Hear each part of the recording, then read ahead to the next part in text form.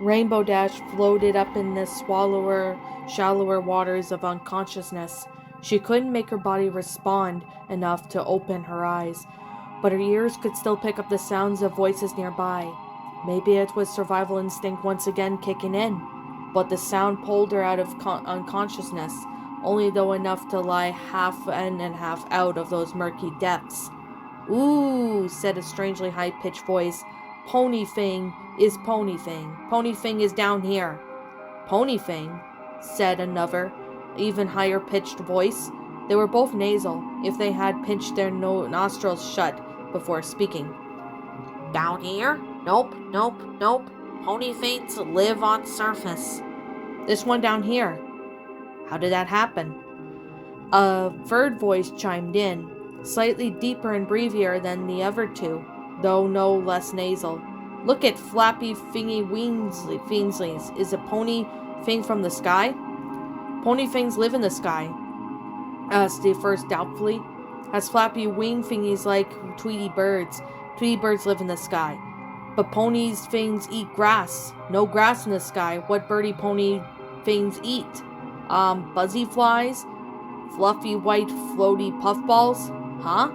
Clouds. No clouds down here." The first voice paused and thought. "Flies, though. Birdie pony eating flies and got sucked, maybe?" The second voice spoke again, much closer than before. "Don't think eating flies for a reason to be down here.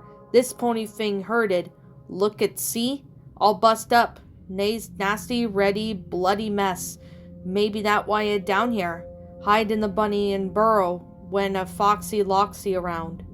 "What foxy loxy be big enough to herd pony things? Monster foxy loxy? Wolfy sharp tooth? Scaredy snarly lion cat?" Something soft and fuzzy brushed on her face. Rainbow Dash groaned. It was the only response she could manage. The fuzzy thing reacted at great speed. "Alive!" shouted the second voice, shrieked. "Pony thing alive! Ah! Run, run, run, run, run, run! Run, run, run, run, run, run!" echoed the first voice. "Run, run, run, run, run!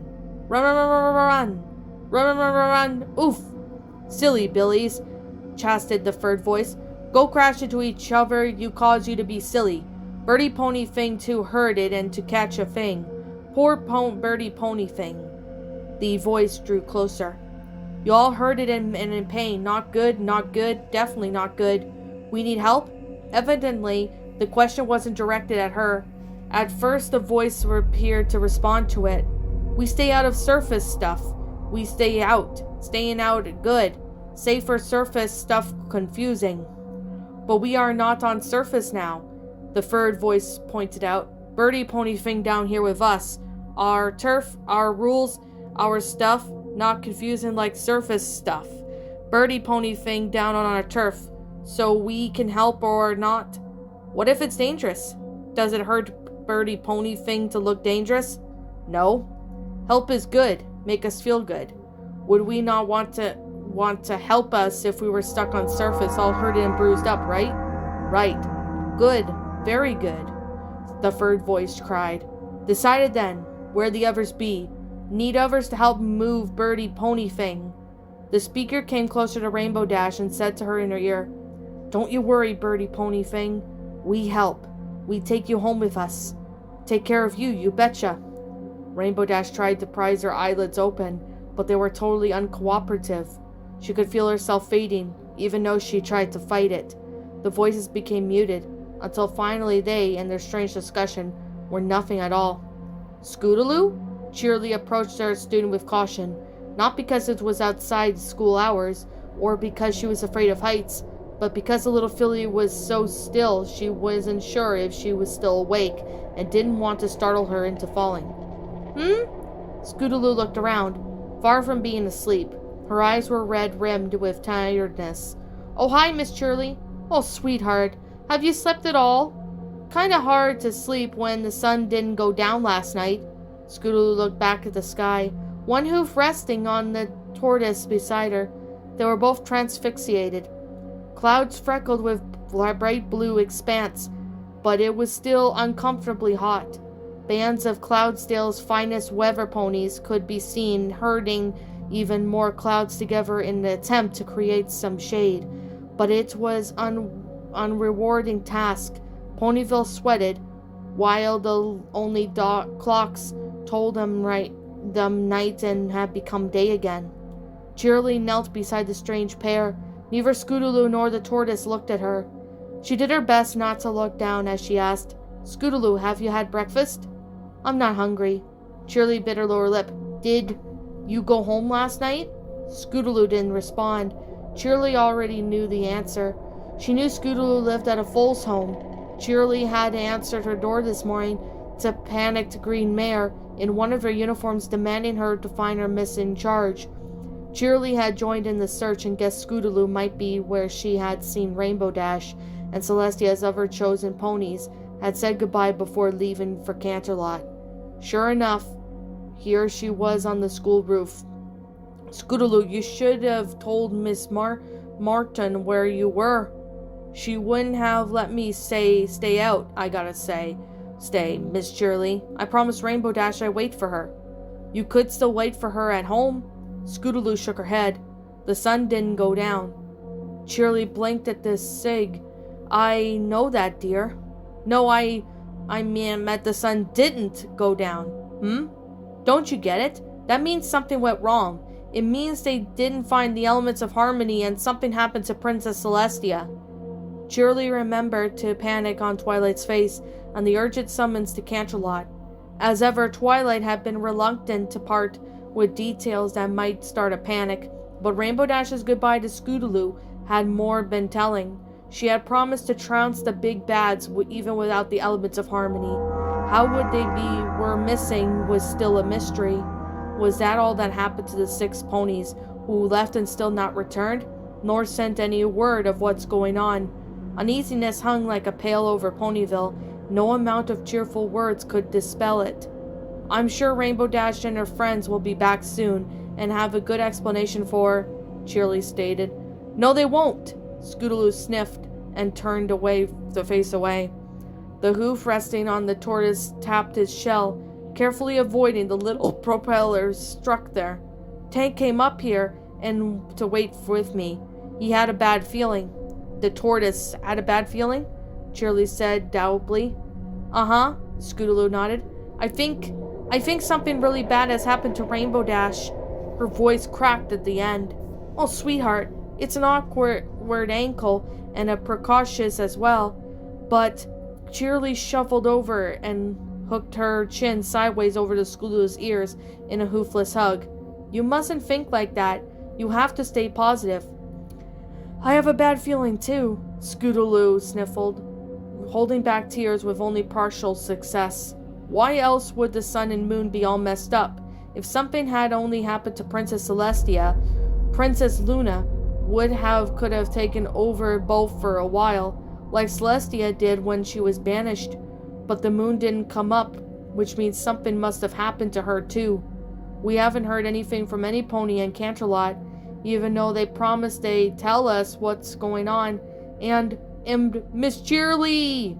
Scootaloo's babbled words ended in a wail as she thrust her head into the teacher's neck and sobbed.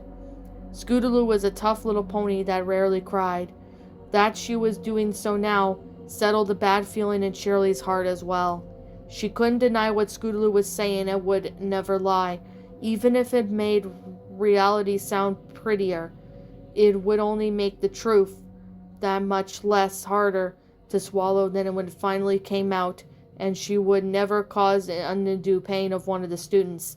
Instead, she said nothing, just held on to Scootaloo close and raised her eyes to the empty sky.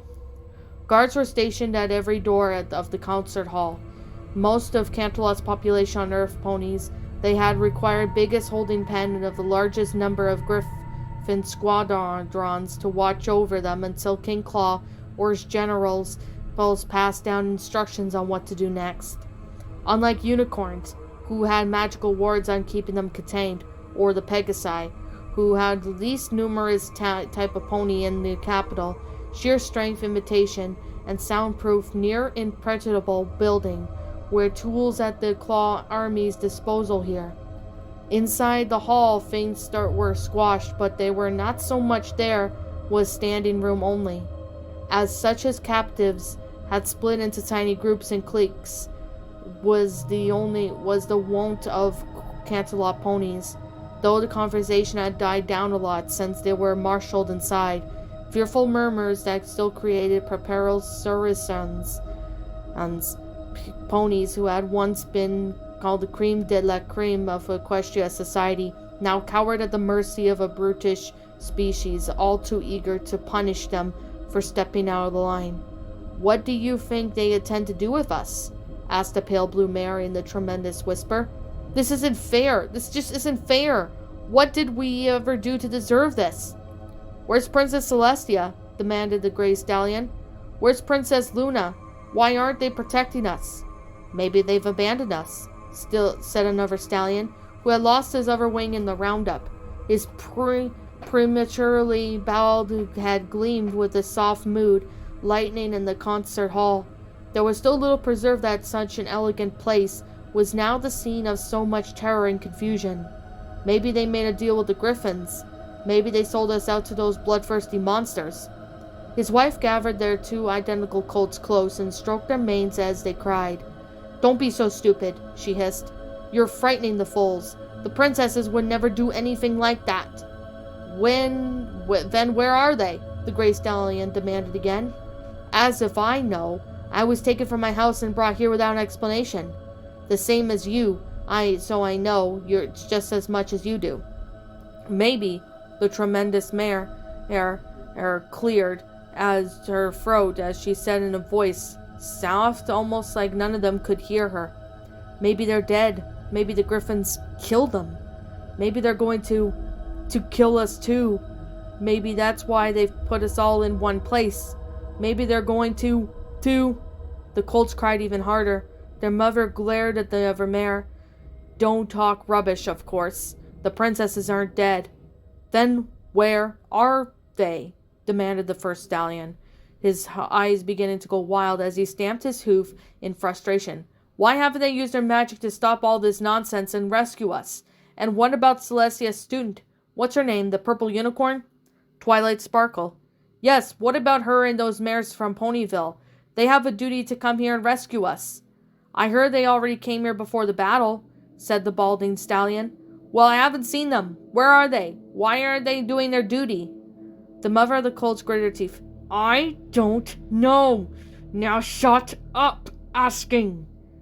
"Maybe Twilight Sparkle and her friends were already defeated. We know there was fighting. We saw the Wonderbolts. They wouldn't have come if things weren't serious." The tremulous mare sank into her haunches and her bottom lip quivering. "But we're like this even though they came. Not even the Wonderbolts could defeat the griffins." She gulped. "We're all going to die." The wide-eyed stallion cantered over and cuffed her around her ears. "Shut up!" She wailed and held on to her elaborate hairstyle, as if the worst thing she had to worry about was coming undone. "Vangorlis, why did you do that?" "I swear, Ritzy, if you won't shut your mouth right now, I'm going to shut it for you." Her eyes whitened as fresh tears rolled down her cheeks. She started to wail in the earnest, accompanied by two colts.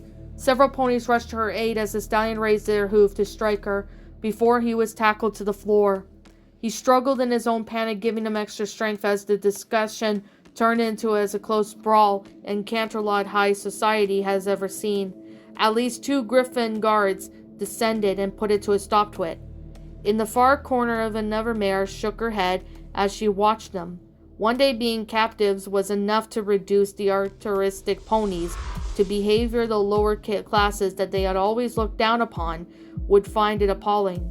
Lack of information, hunger thirst, and constant baleful stares of their own captivers were combining to create some kind of madness in them. Their inherent selfishness was already rearing its ugly head in the worst ways possible. They didn't already realize that they had pulled together a time like this. Crisis required unity, not self-centeredness. She looked down at the pony curled up asleep beside her. They hadn't known each other before this, not even any way truly counted. A single encounter at the Grand Galloping Gala wasn't even the grounds to call them acquaintances, yet she had recognized the other pony the moment she set her eyes on, and quickly realized the Griffins had not grasped the significance of this particular captive. The fact that no other pony had recognized her either was a testament to how fear for her own necks and had made them blind to the bigger picture. If they had, maybe they would be more than just herself protecting what might be a chance at surviving this mess. Octavia, evidently said the other pony, was not really asleep. Yes? Are they fighting again? Octavia sighed. Yes. Why? The same as last time. The same as every time. The earth ponies were turning on each other because they couldn't turn on their sharp-clawed, razor-beaked guards. Octavia wondered whether the unicorns and Pegasi were doing the same. She had yet to see one of their quartus and worried about what this might mean. You just stick too close to me so we don't get involved in any of that. Okay. Seconds later, the other pony said plaintively, I'm hungry. Octavia tried to ignore her rumbling stomach. The Griffins hadn't fed or watered them, and the concert hall was uncomfortably warm. The air felt thick, like they were breathing chunks of sweat and anxiety. A lack of any windows made it even worse. There was nothing more than absence of sky to make every pony feel antsy and liable to snap under pressure. I apologize, but I'm afraid there's nothing I can do about that. But my tummy hurts. Octavia gently pushed her nose against the other pony's ear. It was instinctive and surprised her. She wasn't the motherly type, but this was like dealing with a foal. She just had instantly recognized this mare. She had also realized why the other pony's behavior hadn't altered anyone to her true identity. She didn't even know it herself. She even sat lost and forlorn. This is every corner of the concert hall until Octavia came over and shielded her from view with her own body. Try to get some sleep, Octavia advised. That way you won't be able to think about your sore tummy. The other pony looked up at her through one visible eye. The other had swelled shut, and along with the puffed up lip and numerous cuts, completely changed the mare's face. The bandage Octavia had improvised from her own collar and bow tie to bind her from bleeding head would complete the transformation. Was that likely a good thing? Octavia had overheard enough of their brash, self-contradictory conversations to know that the elements of harmony had been dealt with harshly during the attack. Octavia? Yes? What's going to happen to us? I don't know. Will it be something bad? I hope not. The other pony snuggled closer, as if she were a little filly, not fully grown mare who had saved Equestria numerous times. As long as I'm with you, we'll be okay. We can look out for each other, right? Right. The other pony yawned and curled up again, flicking her pink tail over her nose. I'm glad you found me. I was real scared before, on the account that I don't know where I was or what was going on. I'm still kind of scared, and I'm not sure what's going on. But it's not so bad now. She yawned again. It's a good to have friends. Right, Octavia? Octavia paused before saying the name she had picked out of the air, along with that tissue of lies of over years of friendship and an effort to protect this pony's identity. Before today, they had not exchanged a word. She had actually looked down on the other mare and hoped to never have to deal with her quirky, flamboyant regard for any critique ever again. Irony, thy name is Octavia. Octavia? Indeed it is, Jobelin, she sighed. It is indeed good to have friends in time of crisis. What's up, my pretties? It's the Lion Queen here. I want to appreciate you all for tuning into this video, and I do appreciate you guys supporting my video by giving this video likes and stuff. If you really enjoyed this video, be sure to leave a like, comment and subscribe if you're new. Ring the bell for notifications to when I upload, so that way you guys will get updated for whenever I upload. If you want to follow me on Twitter or DeviantArt, feel free to leave a follow on those if you are interested in following me on those socials. If you want to support my backup channel, known as Miss Dark Shigo, feel free to subscribe to it, as a link to that will also be in the About page section. And with that being said, and that being the case, thank you so much for watching, my pretties, and as always, Please, stay pretty.